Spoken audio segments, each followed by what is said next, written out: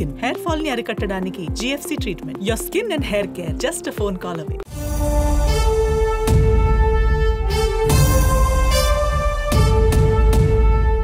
సంక్షేమం అభివృద్ధి దిశగా తెలంగాణ ప్రభుత్వం అడుగులు వేస్తోంది. ఎన్నికల్లో ప్రకటించిన విధంగా ఇప్పటికే కీలకమైన పథకాలను అమలు చేసిన తెలంగాణ రాష్ట్ర ప్రభుత్వం మరో కీలకమైన పథకాలను అమలు చేసేందుకు రెడీ అయింది. సంక్రాంతి పండుగ కానుకగా ఈ పథకాలను అమలు చేయనుంది. ఒకే పండుగకు 2 పథకాలను అమలు చేస్తూ ప్రజలకు ఇచ్చిన హామీలను అమలు చేయడానికి సిద్ధమవుతోంది. ఇంతకీ ఆ 2 పథకాలేంటో ఒకసారి చూద్దాం.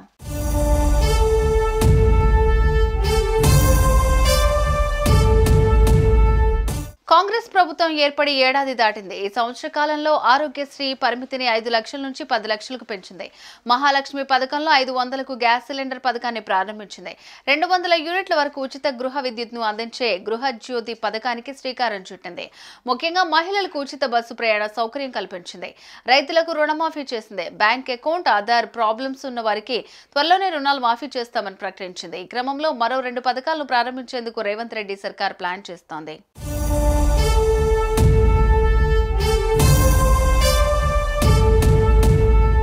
కాంగ్రెస్ పార్టీ ఎన్నికల ప్రచారంలో భాగంగా 6 గ్యారంటీలు ప్రకటించింది. గ్యారంటీల్లో ఒకటైన ఇందిరమ్మ ఇళ్లను సంక్రాంతి నాటికి మంజూరు చేయాలని సీఎం రేవంత్ రెడ్డి నిర్ణయించారు. ఇప్పటికే ఇందుకు సంబంధించి సర్వే కూడా ప్రారంభమైంది.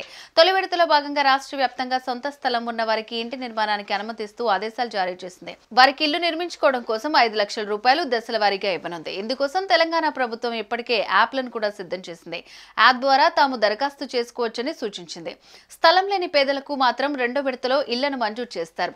వారికి స్థలంతో పాటు 5 లక్షల రూపాయలు ఇవ్వనున్నారు.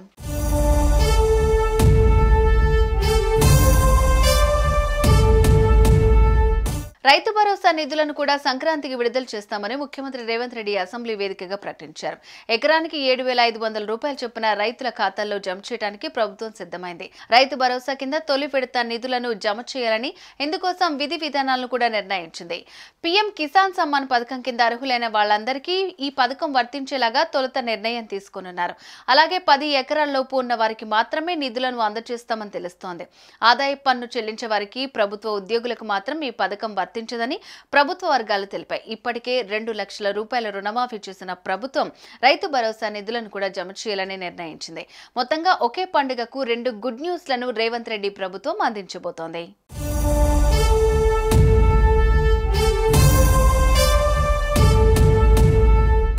సుమన్ టీవీలో మీ పర్సనల్ అండ్ బిజినెస్ ప్రమోషన్స్ కోసం కింది నెంబర్కి కాంటాక్ట్ చేయండి.